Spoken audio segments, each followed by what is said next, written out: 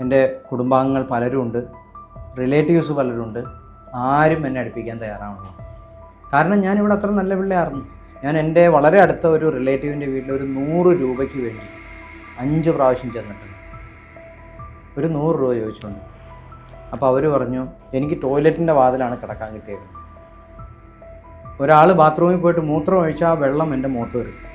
ഞാൻ ഫിറോസ് ഖാൻ്റെ അടുത്തില്ല. ഫിറോസ് ഖാൻ എന്ന് പേര് കേട്ടിട്ടുണ്ടല്ലോ അല്ലേ? ബോളിവുഡ് ഇൻഡസ്ട്രിയിലെ ഒരു വലിയൊരു ഗുണ്ടാന്ന് വേണമെങ്കിൽ പറയാം. അദ്ദേഹത്തിൻ്റെ വീട്ടിൽ ഈ പറഞ്ഞ ദാവൂദും ചോട്ടാരാജനും സകല ഗുണ്ടകളും വന്നു പോകാറുണ്ട്. അദ്ദേഹത്തിൻ്റെ വീട്ടിലായിരുന്നു 1.5 വർഷത്തോളം എൻ്റെ സഹവാസം. 2 കാല് ഇങ്ങനെ മോളിൽ കയറ്റി വെച്ചിട്ടിരിക്കും. AC റൂമിനകത്ത് പുള്ളി സിഗാർ വലിച്ചേരിക്കുള്ളൂ. സിനിമയിൽ കാണുന്ന വില്ലൻ എങ്ങനെയാണോ അതേ ക്യാരക്ടറാണ് ആ മനുഷ്യൻ. എവിടെ ചെന്നിരുന്നാലും തോക്ക ആദ്യം എടുത്ത് വെളിയിലേക്ക് പോകും. ഇത്രയും സാധനം എന്തിനാണെന്ന് ചോദിച്ചു കഴിഞ്ഞാൽ ചെയിൻ സ്മോക്കറാണ്. എന്നിട്ടൊരു 10-15 സിഗരറ്റ് വലിച്ചു കഴിഞ്ഞപ്പോൾ ഒരു വീഡിയോ എത്തിച്ചു വരും, ടേസ്റ്റ് ഒന്ന് ചേഞ്ച് ചെയ്യാൻ വേണ്ടി. അദ്ദേഹത്തിൻ്റെ കൂടെ ഇരിക്കുന്ന ഒരു വ്യക്തിക്ക് സിഗരറ്റ് വലിക്കേണ്ട ആവശ്യമില്ല, ഇതിങ്ങനെ ഒന്ന് കാണിച്ചിട്ട് ഇങ്ങനെ മണത്താൽ മതി. 10-40,000 രൂപയുടെ മദ്യം പുള്ളി കഴിച്ചിരിക്കും. അത് പുള്ളിയും പുള്ളിൻ്റെ കൂടെയുള്ള പരിവാരങ്ങളും ചേർന്ന് ആര് വിളിച്ചാലും പോയിരുന്നു കഴിച്ചോളണം. കഴിച്ചില്ല എന്നുണ്ടെങ്കിൽ തലയ്ക്കടി കിട്ടും. I am offering something dash of you, please have it മതി. സംസാരത്തിൽ മുഴുവൻ അസഭ്യം ചേർത്തേ പറയുള്ളൂ. വെറും ഗൗൺ മാത്രം ഇട്ടുകൊണ്ട് നടക്കും, ഒരു ഷഡ്ഡി മാത്രം ഉണ്ടാകും, വേറെ ഒന്നുമില്ല. ശരി ഫിലിമി പേഴ്സണാണ്. അന്ന് ഗുരുജി കഴിക്കുമായിരുന്നു. അന്ന് കഴിച്ചില്ലെങ്കിൽ പുള്ളി കൊന്നുകളയും. ഗുരുജി ഒരു സിനിമാക്കാരനായിരുന്നു. അതിൽ ആരായിരുന്നു ഈ തസ്മൈ ഗുരുജി? പൂർവ്വകാലത്ത് പോയ കാലത്തിൽ തസ്മൈ ഗുരുജി ആരായിരുന്നു? ഗുരുജി തന്നെയാണ് കഴിഞ്ഞ എപ്പിസോഡിൽ പറഞ്ഞത്. ഒരു ദിവസം ഞാനൊക്കെ തീരുമാനിച്ചതാണ് ഞാൻ ഇന്നൊരു ഗുരുവാണ്. ആ ഗുരു എന്ന് തീരുമാനിക്കുന്നതിൻ്റെ തൊട്ട് മുമ്പ്, അല്ലെങ്കിൽ ശ്രീനാരായണ ഗുരു ദർശനം തരുന്നതിന് തൊട്ട് മുമ്പ്, ആ മുൻകാലങ്ങളിൽ ആരായിരുന്നു തസ്മൈ ഗുരു? 28 വയസ്സ് വരെ അങ്ങ് എന്തായിരുന്നു എന്ന് അങ്ങ് ഒരു എപ്പിസോഡിൽ പറഞ്ഞു. പിന്നീട് എന്തായിരുന്നു, ആരായിരുന്നു തസ്മൈ ഗുരു? എൻ്റെ ജീവിതത്തിൽ വലിയ മാറ്റം സംഭവിച്ചത് ഞാൻ ബോംബെ പോയതാണ്. ശരിക്കും എല്ലാവർക്കും ഈ മോഹൻലാലിൻ്റെ ഒരു പടം ഉണ്ടല്ലോ, ഇവിടെ നിന്ന് ബോംബെ പോയിട്ട് പാസ്പോർട്ടും വിസയൊക്കെ പോണേ, അക്കരെ ആണോ? അതാണോ? അല്ല, വേറൊരു പടമാണ്. അതിനകത്ത് ശ്രീനിവാസനുണ്ട്. അത് കഴിഞ്ഞിട്ട് ഒരു ധനികനായിട്ടുള്ള പെൺകുട്ടിയെ കല്യാണം കഴിച്ച് ഒരു ശങ്കർ, അല്ല പടം ഞാൻ മറന്നുപോയി, പേര് മറന്നുപോയി. ഭയങ്കര രസമുള്ളൊരു കോമഡി പടമാണ്. ഇയാൾ ദാതയാവുന്ന സിനിമയാണോ? അല്ലല്ല, ദാതയാവണല്ല. പുള്ളി ഒരു സാധാരണ ഒരു വ്യക്തി തന്നെയാണ്. പുള്ളി വെളിയിൽ പോകാൻ വേണ്ടി പോയതാണ്. പുള്ളിയുടെ പാസ്പോർട്ടും സാധനമൊക്കെ അടിച്ചു പോകും, എല്ലാ സാധനവും നഷ്ടപ്പെടും. മോഹൻലാൽ അങ്ങനെ സ്റ്റക്കാവും. പുള്ളിയുടെ കൂടെ ശ്രീനിവാസനുണ്ട്. എന്നിട്ട് ഒരു ഡ്യൂപ്ലിക്കേറ്റ് ഭർത്താവായിട്ട് കൂടെ നിന്നൊരു അഡ്ജസ്റ്റ്മെൻറ്റ്. ഞാൻ പടത്തിൻ്റെ പേരെൻ്റെ മനസ്സിൽ ഓർമ്മ വന്നില്ല. ആ സിനിമ കണ്ട അത് തന്നെ എൻ്റെ കഥ. ചിത്രമാണോ? ചിത്രമല്ല നീ അല്ലല്ല, വേറൊരു എന്താവട്ടെ. അത് ചന്ദ്രലേഖ. ചന്ദ്രലേഖ തന്നെയല്ലേ കഥ ഞാനീ പറഞ്ഞല്ലോ. അത് തന്നെ എൻ്റെ ജീവിത കഥ. അപ്പം ധനികയായ ഒരു ഭാര്യ ഇല്ല, അങ്ങനെയല്ല. ഞാൻ ശരിക്കും ഇവിടുന്ന് വെളിയിൽ പോകാൻ വേണ്ടി പോയ ആളാണ്. പല കാരണങ്ങളുണ്ട്. ഞാൻ തീരുമാനിച്ചു ഇനി നാട്ടിൽ നിൽക്കാനുള്ള. എല്ലാവർക്കും ഉണ്ടല്ലോ സമയം, ട്രാൻസ്ഫോർമേഷൻ്റെ സമയമായി. വെളിയിൽ പോകാൻ വേണ്ടി ഇവിടെ എറണാകുളത്തുള്ളൊരു ട്രാവൽ ഏജൻറ്റിൻ്റെ അടുത്താണ് ഡോക്യുമെൻ്റൊക്കെ കൊടുത്തു. അന്ന് 65,000 രൂപയാണ് അതിന് പൈസയും കൊടുത്തത്. അപ്പോൾ അന്ന് അനുസരിച്ച് എനിക്ക് അതേപോലെ ശമ്പളം, നല്ല ശമ്പളമുണ്ട്. അവിടെ ചെന്ന് കഴിഞ്ഞാൽ ദുബായിൽ ചെന്നാൽ എല്ലാ ഫെസിലിറ്റിയോടും കൂടി ജീവിക്കാം. അപ്പോൾ പോവാണ്. അങ്ങനെ പോയതാണ്. വിവാഹത്തിനൊക്കെ ശേഷമാണോ? അല്ല, ചെറുപ്പക്കാരി ഈ പറഞ്ഞ പ്രായത്തിലൊക്കെയാണ്. ഇപ്പം ഞാൻ ബോംബെയിൽ 2000-ലാണ് ഞാൻ അവിടെ ചെന്ന് പെട്ടത്. 2000 ഏപ്രിൽ 4 അതാണ് എൻ്റെ ആ ഓർമ്മ ദിവസം. അങ്ങനെ അവിടെ ചെന്ന് പെടുകയാണ്. അവിടെ ചെന്ന് പെട്ട ആൾക്ക് പാസ്പോർട്ടില്ല, വിസ ഇല്ല, ടിക്കറ്റില്ല, ഒരു സ്വന്തക്കാരും എനിക്കില്ല. ഉണ്ടോ എന്ന് ചോദിച്ചു കഴിഞ്ഞാൽ എനിക്കവിടെ സ്വന്തക്കാരുണ്ട്. എൻ്റെ കുടുംബാംഗങ്ങൾ പലരുമുണ്ട്, റിലേറ്റീവ്സ് പലരുണ്ട്. ആരും എന്നെ അടുപ്പിക്കാൻ തയ്യാറാവണം. കാരണം ഞാനിവിടെ അത്ര നല്ല പിള്ളയായിരുന്നു. എൻ്റെ ക്വാളിറ്റി കൊണ്ട് തന്നെയാണ് അവർ അടുപ്പിക്കുന്നുള്ളത്. ഇനി അവിടെ ചെന്നാൽ ഇനി അവർക്ക് ഉപദ്രവം ഉണ്ടാക്കുമോ അല്ലെങ്കിൽ ബുദ്ധിമുട്ടുണ്ടാവും എന്നൊക്കെ വിചാരിച്ചിട്ടായിരിക്കാം. ഞാൻ എൻ്റെ വളരെ അടുത്ത ഒരു റിലേറ്റീവിൻ്റെ വീട്ടിൽ ഒരു 100 രൂപയ്ക്ക് വേണ്ടി 5 പ്രാവശ്യം ചെന്നിട്ടുണ്ട്. ഒരു 100 രൂപ ചോദിച്ചുകൊണ്ട്. അപ്പോൾ അവർ പറഞ്ഞു, ഇവിടെ ഇല്ല അങ്കിൾ, പിന്നെ ആവട്ടെ, പിന്നെ തരാം. എനിക്ക് ആദ്യം ചെയ്ത് ശമ്പളം കിട്ടിയത്, അതായത് ജോലി ചെയ്ത് പല പ്രാവശ്യം പലതരത്തിലുള്ള കുഞ്ഞു ജോലി ചെയ്തു. ഒത്തിരി കാലം പ്രപഞ്ചം എന്നെ കഷ്ടപ്പെടുത്തിയില്ല. മൊത്തം എന്നെ ഒരു 6 മാസത്തിനുള്ളിൽ എന്നെ സെറ്റിലാക്കി തന്നു. അതിനുള്ളിൽ ഞാൻ പഠിച്ചു. അതുകൊണ്ടാണ് പ്രപഞ്ചം എന്നെ സെറ്റിലാക്കി തന്നത്. ഞാനന്ന് ബോംബെ ചെല്ലുമ്പോൾ താമസിച്ചത് പോലും നമ്മുടെ ഈ സ്റ്റുഡിയോ റൂമിൻ്റെ ഇത്രയും പോലും ഇല്ലാത്ത ഒരു മുറിയാണ്. 6 പേരാണ് അതിൻ്റെ ഉള്ളിൽ കിടക്കുന്നത്. അപ്പോൾ എൻ്റെ വിഹിതം അതിനകത്ത് കൊടുക്കേണ്ട കാശ് 600 രൂപ 500 അങ്ങനെ എന്തോ ആണ്. എനിക്ക് ടോയ്ലറ്റിൻ്റെ വാതിലാണ് കിടക്കാൻ കിട്ടിയേക്കുന്നത്. ഒരാൾ ബാത്റൂമിൽ പോയിട്ട് മൂത്രം ഒഴിച്ചാൽ ആ വെള്ളം എൻ്റെ മുഖത്ത് കയറി. വാതിലൊക്കെ ഇങ്ങനെ പോയി കിടക്കുന്ന ഒരു വാതിലാണ്. അതിൻ്റെ ഉള്ളിലെ മൊസൈക്കിൻ്റെ ചിപ്സൊക്കെ പൊങ്ങി പോയിട്ട് അതിൻ്റെ ഉള്ളിൽ നിന്ന് ഇങ്ങനെ തോണ്ടി എടുത്തു കഴിഞ്ഞാൽ മണ്ണ് മഴുക്കൊക്കെ വരും. തുടക്കലും വൃത്തിയാക്കലും ഒന്നുമില്ല. ആരുടെയൊക്കെയോ അനുഗ്രഹം കൊണ്ട് പഠിച്ച സർട്ടിഫിക്കറ്റ് കയ്യിലില്ല, ഡ്രൈവിംഗ് ലൈസൻസ് പോലും കയ്യിലില്ല. പിന്നെ എന്ത് ജോലിയാണ് കിട്ടണത്?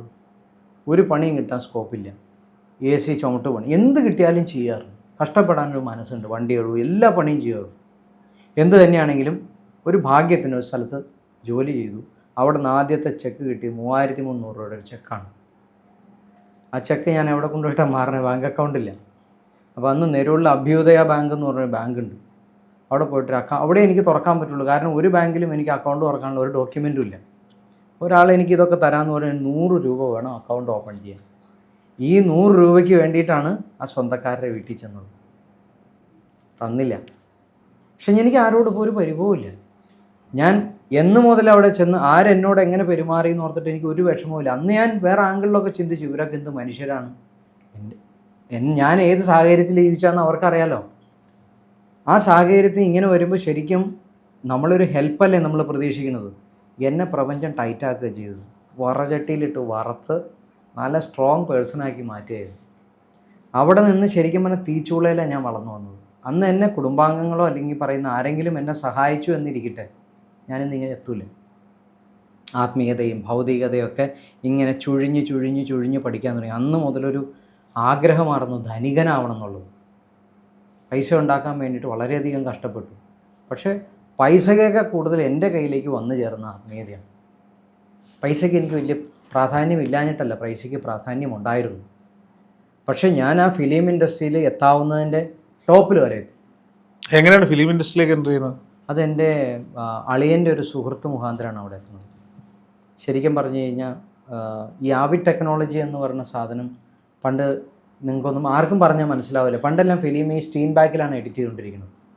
ഇങ്ങനെ ടേപ്പ് പോലെ ഇങ്ങനെ ഫിലിം വരും, അത് മെഷീനിൽ കട്ട് ചെയ്യും, സൗണ്ട് വേറെ സ്ഥലത്ത് പ്രോസസ്സ് ചെയ്യും, എന്നിട്ട് അതും ഇതും കൂടെ കൊണ്ടുവന്ന് സിങ്ക് ചെയ്യും. അങ്ങനത്തെ ഒരു പ്രത്യേക തരം പ്രോസസ്സാണ്. എല്ലാം വേറെ സ്ഥലത്താണ് ചെയ്യുന്നത്. ഇന്നത്തെ പോലത്തെ ഇങ്ങനെ ക്യാമറയിൽ ഷൂട്ട് ചെയ്ത് വീഡിയോയിൽ ഫോണിൽ എഡിറ്റ് ചെയ്യലും നടക്കുന്നത്. അത് ഭയങ്കര ടെക്നിക്കൽ നോഹോ ആവശ്യമുള്ളൊരു ഫീൽഡാണ്. അതിനകത്തേക്ക് ഒരാൾക്ക് എൻട്രി ചെയ്യാൻ പോലും പറ്റില്ല. അപ്പോൾ അത്തരം ഒരു സാഹചര്യത്തിലാണ് ഈ പറയുന്ന ആവിഡ് ടെക്നോളജി എന്ന് പറഞ്ഞ സാധനം വരണത്. അങ്ങനെ വരുന്ന സമയത്താണ് നമുക്ക് അതിലേക്കൊരു ഓപ്പർച്യൂണിറ്റി കിട്ടിയത്. ആ ഓപ്പർച്യൂണിറ്റി പഠിച്ചത് എന്ന് പറഞ്ഞു കഴിഞ്ഞാൽ അത് വേറൊരു സാഹചര്യമാണ്. ജോലി കിട്ടാനൊരു സാഹചര്യം കിട്ടിയത് ശരിക്കും പറഞ്ഞാൽ അളിയൻ്റെ ഒരു സുഹൃത്താണ്. അപ്പോൾ അളിയൻ ഇതിൻ്റെ ടെക് മാനേജറായിരുന്നു. ഈ ആവിഡ് ടെക്നോളജിയിൽ അവർ ടെക് മാനേജറായിട്ട് വർക്ക് ചെയ്യും. അതിൻ്റെ ഒരു ഇതിലായിരുന്നു വർക്ക് ചെയ്തായിരുന്നു. അപ്പോൾ അദ്ദേഹത്തിൻ്റെ അടുത്ത് വരുന്ന ഓപ്പർച്യൂണിറ്റി, ആ ഓപ്പർച്യൂണിറ്റി കറക്കി വേറൊരു രീതിയിൽ വന്ന് അത് എൻ്റെ ഫ്രണ്ടിൽ വന്നു. അതൊരു ഭാഗ്യമാണ്. അങ്ങനെ വന്ന് വീണതുകൊണ്ട് ഞാൻ ഫിറോസ് ഖാൻ്റെ അടുത്തില്ലാണ്. ഫിറോസ് ഖാൻ എന്ന് പേര് കേട്ടിട്ടുണ്ടല്ലോ അല്ലേ? ബോളിവുഡ് ഇൻഡസ്ട്രിയിലെ ഒരു വലിയൊരു ഗുണ്ടാന്ന് വേണമെങ്കിൽ പറയാം. അദ്ദേഹത്തിൻ്റെ വീട്ടിൽ ഈ പറഞ്ഞ ദാവൂദും ചോട്ടാരാജനും സകല ഗുണ്ടകളും വന്ന് പോകാറുണ്ട്. അദ്ദേഹത്തിൻ്റെ വീട്ടിലായിരുന്നു 1.5 വർഷത്തോളം എൻ്റെ സഹവാസം. അപ്പോൾ അവിടെ ഇട്ട് എന്നെ നന്നായിട്ടൊന്ന് വാർത്തെടുത്തു. കാരണം ഞാൻ ജീവിതത്തിൽ ഒരാളുടെ അടുത്ത് എങ്ങനെ ബിഹേവ് ചെയ്യണമെന്നൊക്കെ അവിടെ നിന്ന് പഠിച്ചു. കാരണം എല്ലാ ടൈപ്പിലുള്ള ആൾക്കാരെയും കണ്ടു. പിന്നെ ഫിറോസ് ഖാൻ്റെ കൂടെ വർക്ക് ചെയ്തു എന്നുള്ള ഒരൊറ്റ കാരണം കൊണ്ട് ആ മനുഷ്യൻ്റെ കൂടെ എവിടെ പോയാലും അവരാരിരുന്നില്ലെങ്കിൽ എന്നെ ഇരുത്തും. കാരണം ഫിറോസ് ഖാൻ വിട്ട ഒരാൾ എന്ന് പറഞ്ഞു കഴിഞ്ഞാൽ അതങ്ങനെയാണ്. ഈവൻ പ്രസാദ് ലാബ് ഉണ്ടല്ലോ, പ്രസാദ് ലാബിൽ പ്രസാദിൻ്റെ മുന്നിൽ ഫിറോസ് ഖാൻ ഇരിക്കണത് എങ്ങനെയാണെന്ന് ചോദിച്ചു കഴിഞ്ഞാൽ ടേബിൾ ഇങ്ങനെ ഈ പുള്ളി വലിക്കും, കാലിങ്ങനെ മുകളിൽ കയറ്റി, 2 കാല് ഇങ്ങനെ മുകളിൽ കയറ്റി വെച്ചിട്ടിരിക്കും. AC റൂമിനകത്ത് പുള്ളി സിഗാർ വലിച്ചേരിക്കുള്ളൂ. സിനിമയിൽ കാണുന്ന വില്ലൻ എങ്ങനെയാണോ അതേ ക്യാരക്ടറാണ് ആ മനുഷ്യൻ. എവിടെ ചെന്നിരുന്നാലും തോക്ക് ആദ്യം എടുത്ത് വെളിയിലേക്ക് ഇങ്ങനെ നോക്കി. ഒരു സിഗാറിൻ്റെ ഒരു ബോക്സ് ഉണ്ടാവും, സിഗരറ്റ് ഉണ്ടാവും, ഒരു ബണ്ടിൽ വീടി ഉണ്ടാവും. ഇത്രയും സാധനം എന്തിനാണെന്ന് ചോദിച്ചു കഴിഞ്ഞാൽ ചെയിൻ സ്മോക്കറാണ്. ആദ്യം സിഗാർ അങ്ങ് കത്തിച്ചവിടെ വയ്ക്കും, എന്നിട്ടൊരു 10-15 സിഗരറ്റ് വലിച്ചു കഴിഞ്ഞപ്പോൾ ഒരു വീടി കത്തിച്ച് വലിക്കും, ടേസ്റ്റ് ഒന്ന് ചേഞ്ച് ചെയ്യാൻ വേണ്ടി. അദ്ദേഹത്തിൻ്റെ കൂടെ ഇരിക്കുന്ന ഒരു വ്യക്തിക്ക് സിഗരറ്റ് വലിക്കേണ്ട ആവശ്യമില്ല. ഇതിങ്ങനെ ഒന്ന് കാണിച്ചിട്ട് ഇങ്ങനെ മണത്താൽ മതി, ഒരു സിഗരറ്റ് വലിച്ചതിൻ്റെ കിക്ക് കിട്ടും. അപ്പോൾ എൻ്റെ പല ദുശീലങ്ങളും പുള്ളിയുടെ കൂടെ പോയി എൻ്റെ അങ്ങോട്ട് പോയി കിട്ടി. പുള്ളിയുടെ ഒരു ദിവസം സ്റ്റാർട്ട് ചെയ്യണം ഉച്ചയ്ക്ക് 12 മണിക്കാണ്. രാത്രി മുഴുവൻ കള്ളടിച്ചിരിക്കും. ഒരു ദിവസം ഒരു 10-40,000 രൂപയുടെ മദ്യം പുള്ളി കഴിച്ചിരിക്കും. അത് പുള്ളിയുടെ കൂടെയുള്ള പരിവാരങ്ങളും ചേർന്ന് ആരെ വിളിച്ചാലും പോയിരുന്നു കഴിച്ചോളണം, കഴിച്ചില്ല എന്നുണ്ടെങ്കിൽ തലയ്ക്കടി കിട്ടും. Offering something dash of you please have it എന്ന് പറയും. പുള്ളിയുടെ ഒരു ആറ്റിറ്റ്യൂഡ് അങ്ങനെയാണ്. സംസാരത്തിൽ മുഴുവൻ അസഭ്യം ചേർത്തേ പറയുള്ളൂ. ഒരു ഡിഫറെൻറ്റ് പേഴ്സണാലിറ്റിയാണ്. ഒരു 6 അടി കൂടുതൽ ഹൈറ്റ് ഉണ്ട്, വെറും ഗൗൺ മാത്രം ഇട്ടുകൊണ്ട് നടക്കും, ഒരു ഷഡ്ഡി മാത്രം ഉണ്ടാകും, വേറെ ഒന്നുമില്ല. ചെറിയ ഫിലിമി പേഴ്സണാണ്. അപ്പോൾ അങ്ങനെ ഒരു വ്യക്തിയുടെ കൂടെ 1.5 വർഷം ജീവിക്കണം എന്ന് പറയുമ്പോൾ നമ്മൾ എന്തായിട്ട് മാറി? അന്ന് ഗുരുജിയും കഴിക്കുമായിരുന്നു. അന്ന് കഴിച്ചില്ലെങ്കിൽ പുള്ളി കൊന്നുകളയും. പുള്ളിയെ പോലെ കഴിക്കാൻ നമ്മളെ കൊണ്ട് പറ്റില്ല. പുള്ളി, എനിക്ക് അന്നത്തെ സിറ്റുവേഷൻ എനിക്കറിയാം. ഈ പുള്ളി പുറത്തേക്ക് വിട്ടാൽ ഞാൻ പട്ടിണിയാണ് അല്ലേ. എൻ്റെ ജീവിതം എങ്ങനെ പച്ച പിടിക്കുന്നത് ഞാൻ ആലോചിക്കുക. അപ്പോൾ കള്ളു കുടിക്കാൻ പോവല്ല. എനിക്ക് കള്ളു കുടിക്കണമല്ലോ ഈ കാണുന്ന എന്താ പറയുക സുഖ സൗകര്യങ്ങളിലൊന്നുമല്ല എൻ്റെ താല്പര്യം കിടക്കുന്നത്. എനിക്കെങ്ങനെ ഈ ഫിറോസ് ഖാനെ പോലെ ജീവിക്കാൻ പറ്റുന്ന ഞാൻ ആലോചിക്കുന്നത്. അതിന് വേണ്ടിയിട്ടുള്ള ലിങ്ക് ഉണ്ടാക്കാൻ, അതിന് വേണ്ടിയിട്ടുള്ള കോൺടാക്റ്റ് ഉണ്ടാക്കൽ, എനിക്ക് എല്ലാ ടെക്നീഷ്യൻസും എല്ലാ ക്രീം പീപ്പിളുമായിട്ട് അങ്ങനെ ഒരു അടുപ്പമുണ്ടായി. കാരണം ഇദ്ദേഹം സഞ്ചരിക്കുന്ന വണ്ടിയിലാണ്, അദ്ദേഹത്തിൻ്റെ ഒപ്പം ഇരുന്നാണ് നമ്മൾ പോകുന്നത്. എവിടെ ചെന്നാലും ഡോർ ടു ഡോർ എൻട്രിയാണ്. എനിക്ക് എന്നെ പരിചയപ്പെടുത്തണ്ട. രണ്ടാമത് എൻ്റെ നേരിലാണോ പറയുന്നത് ഫിറോസ് ഖാൻ്റെ എഡിറ്റർ ഉണ്ടെന്ന് പറയും. എൻ്റെ പണി എളുപ്പമായില്ലേ. ഈവൻ ഞാൻ ഇവിടുന്ന് മദ്രാസിലേക്ക് പോകുകയാണെന്നുണ്ടെങ്കിൽ എനിക്ക് ഫ്ലൈറ്റ് ടിക്കറ്റ് എടുത്ത് തരും. എയർപോർട്ടിൽ നിന്ന് പിക്ക് ചെയ്യാൻ പ്രസാദിൻ്റെ വണ്ടി വരും. അവിടെ ചെന്ന് കഴിഞ്ഞാൽ ലാബിൽ ചെല്ലുമ്പോൾ എനിക്ക് VIP ട്രീറ്റ്മെൻറ്റാണ്. ഒന്നും അറിയണ്ട. ഞാൻ ഉച്ചയ്ക്ക് ഭക്ഷണം കഴിക്കാൻ എന്ന് പറയുമ്പോഴേക്കും എനിക്ക് എന്ത് പിസ്സയോ എന്ത് സാധനം വേണ്ടതെന്ന് വെച്ചാൽ ഓർഡർ ചെയ്ത് കൊണ്ടുതരും. കാരണം ഒക്കെ ഫിറോസ് ഖാൻ്റെ ബില്ലാണ്. എനിക്ക് ബോംബെയിൽ ചെന്ന JW മാരിറ്റിൽ നിന്ന് എനിക്ക് ഫുഡ് വരും. ഞാൻ വെറുതെ സെക്യൂരിറ്റിയോട് പറഞ്ഞേ, കാരണം ഞാൻ ഫിറോസ് ഖാൻ്റെ അടുത്ത് കംപ്ലയിൻറ്റ് ചെയ്താൽ അവരെ അടി കിട്ടും. അപ്പോൾ എനിക്ക് കിട്ടിയിരുന്ന ഒരു വളരെ വ്യത്യസ്തമായ ജീവിത രീതിയാണ്. അപ്പോൾ ഫിലിം ഇൻഡസ്ട്രിയുടെ സുഖം ഞാൻ പെട്ടെന്ന് അങ്ങോട്ട് അനുഭവിക്കാൻ തുടങ്ങി. പിന്നെ ആ ഇൻഡസ്ട്രി ഞാൻ വിടുമോ? പിന്നെ അതിലായിരുന്നു ജീവിതം. ചോദ്യം എന്തായിരുന്നു? ഇതാണ് സിനിമാ ജീവിതത്തിലേക്കുള്ള എൻട്രി. പിന്നെ സിനിമാ ജീവിതത്തിൽ എൻ്റെ എൻട്രി എന്ന് വെച്ചാൽ, എൻ്റെ ഇതിൽ നിൽക്കുമ്പോൾ തന്നെ എൻ്റെ അടുത്ത പ്രോജക്റ്റ് കിട്ടിയത് വളരെ ടോപ്പ് ലെവലിലുള്ള പല ഡയറക്ടേഴ്സിൻ്റെ കൂടെ വർക്ക് ചെയ്യാൻ അവസരം കിട്ടുകയാണ്. കാരണം അന്ന് ആവിഡ് എന്ന് പറയുന്നത് അത്ര ഫേമസ് ആയിട്ടില്ല.